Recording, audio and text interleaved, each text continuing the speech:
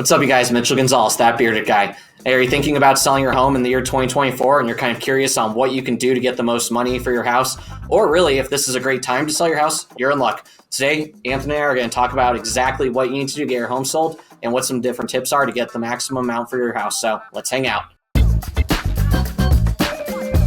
Thanks for coming to this video. If you've seen one of my videos before in the past, thanks for coming back. If you're checking out one of my videos for the very first time, make sure you do click that red subscribe button below, wherever it is, as I do post weekly content all about living in and moving to Colorado. Along with that, as much as I love making these videos, I love helping people find their dream homes even more. So with that being said, if you have any questions about buying, selling a home, sure, give me a call, shoot me a text, write me an email. I'm available 24/7 to answer any questions you guys may have. But with that being said, you guys, I'm here with my buddy, Anthony Meisner. So that bearded guy, the bearded title rep. Last time you saw Anthony, it was about a year ago, and he kind of had like the 5 o'clock shadow. He has not shaved since, and look at that. He took my advice, and the beard is just fantastic, man. I'm really happy for you. Before we get into this, obviously there's some unfortunate news that happened this weekend. I just wanna feel okay again. The Chiefs won the Super Bowl. Brutal. It's true. I was really a homer in the Super Bowl, and I was rooting for McCaffrey. I actually didn't care nearly as much about the outcome as him scoring more touchdowns. I mean, we had McCaffrey, we had Kyle Shanahan, we had John Lynch. It's like so many Denver ties with the 49ers, but of course, Mahomes finds a way to do it.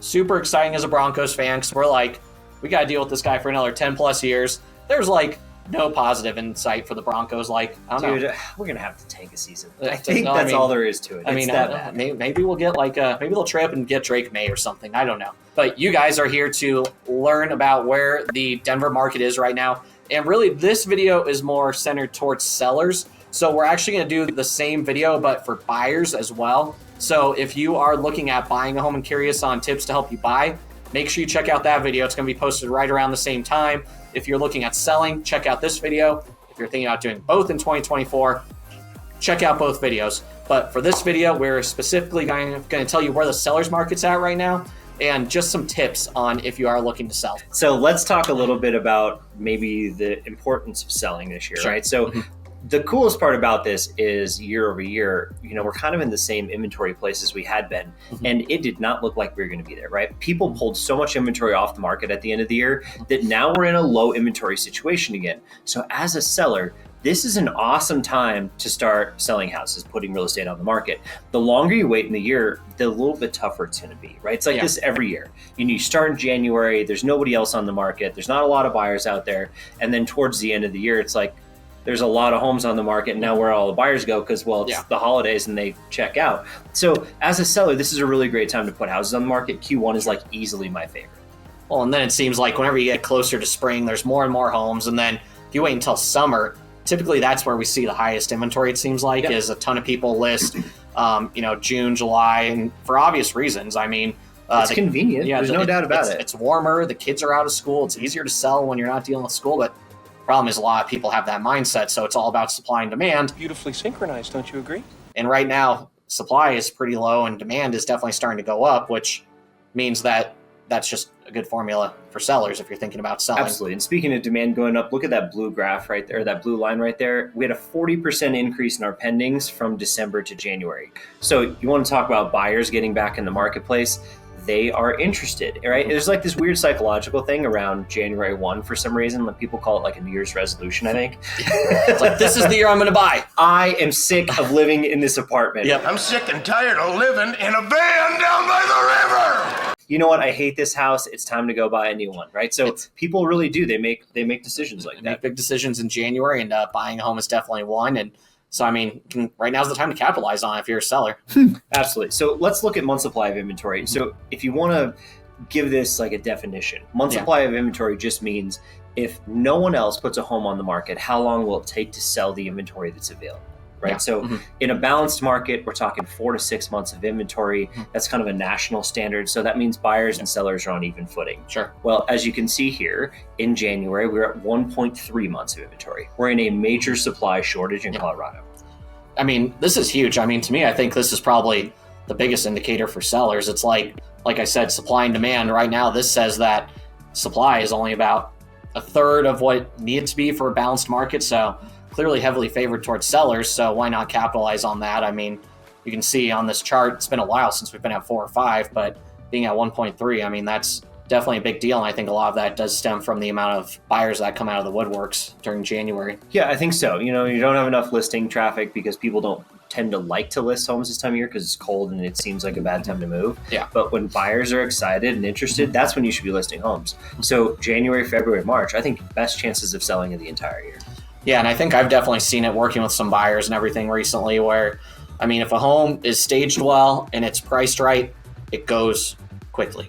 It's Totally. that simple. So, I mean, right now, it's like if you're looking for a quicker sale and maximize your money, if you're going to remember one slide from this whole presentation, remember this one. This is it. There's your one takeaway. Or So- we keep going. All right. We've got 3 slides for you, actually. The third slide, this is our list to sale price. So it just means basically from the time it goes active to the time it goes sold, what changes, right? So it doesn't take into account like a price adjustment or if like you give money back because the roof was bad. But what it does tell you is like, hey, we listed it for 800,000 and it went under contract at 720,000, that'd be 90%, right? Sure. But if you do 800 to 800, it's like that's 100%. Well, you can see over the course of history, like this is the last few years, it was like you get these peaks and valleys every year, right? Sure, yeah. Well, you had a couple of years we called the unicorn years that were 21 and 22. This had better be good. Yeah. Goodbye, Charlie. Yeah, goodbye, Charlie. Goodbye, what? And it is the most insane time in real estate anyone had ever seen. So spring markets take off and it just goes just bonkers, right? Yeah. So people that listed throughout this period, this is when it sold, right? So if you list in February, it's February, Yep. and you sold in March, you were on that upslope, right? Yep. You want to catch it when buyers are excited. Well, you don't necessarily need to time the top, but what you want to do is you want to make sure that you get your house sold before it sits on the market too long and you catch the downturn. Because come Q3, Q4, it's about July 4th is usually that tipping point. Yeah. That's where you don't want to list homes as much anymore, unless you have to, because they can sell any time of year. But basically, we hit the bottom. The bottom is always like December, January. It's going to get more exciting from here for the next few months. So this is a really good time. Yeah, and like you said, I mean, 2022 and 2021 were really the unicorns. You can see those are the big peaks. But if you look every single year here, every time February, March, April is always where the top is. So, I mean, are we expecting the peaks that we saw in 2021, 2022? I'd say no. We're not going to probably get to 107, 108. But, I mean, right now we're at 98.5. Means if you list a home for $1 million, you're getting, on average, 985,000, which is pretty good. I mean, I've seen several go over asking. So right now it's like you're going to get the closest to asking, if not over. I mean, think about big. it. If your home is really buttoned up, it's really nice, you're most likely to get more than asking or at asking price. And if your home needs work, just expect you're going to get less than that. So there's just one last game to play. It's called Clean Up the House. Well, and the best way to help do that is finding the right realtor. Isn't that the truth? Maybe me, could be someone else, but either way, finding an agent that can help you prep your home. It's not as simple. Like in 2022, I'll be honest, you could damn near list your house however you wanted, and you were getting above asking. That is not the case anymore. Like, you can definitely still do well, but you have to prep your home. You got to stage it properly. You got to clean it properly. You got to get the right listing price, and you can still do very well. So it's not quite like the Wild West that it was in 2022. Is this your card? Now you see, that was worth it, wasn't it? That was kind of good. It's still pretty strong if you really put in the work to get your home prepped properly. Well, thanks for having me on today. This is super fun. Yeah, absolutely. So I think those are the main tips that we have that right now, if there's the takeaways that you're going to take, if you're going to list, right now we're in the time to do it. Spring, best time to sell. Really, there isn't a bad time in Colorado. If you saw the month supply, we are always below that 4 to 5 that they say is balanced. So really, we've been in a seller's market the last 4 or 5 years, but pick the right agent for you, get the home staged properly, get the right price. Boom. I appreciate you taking the time to do this with me, you guys. If you haven't had a chance yet, make sure you do click that red subscribe button below to see more videos about what it's like living in, moving to Denver, market updates like this. If you have any other questions about the market, make sure you give me a call, shoot me a text, write me an email. I'd be more than happy to answer. Like I said, if you're looking for a buyer update, we'll also be doing a buyer video just like this one. So, you guys, thanks for hanging out with us today. That bearded guy, bearded title rep, signing off. See you next time.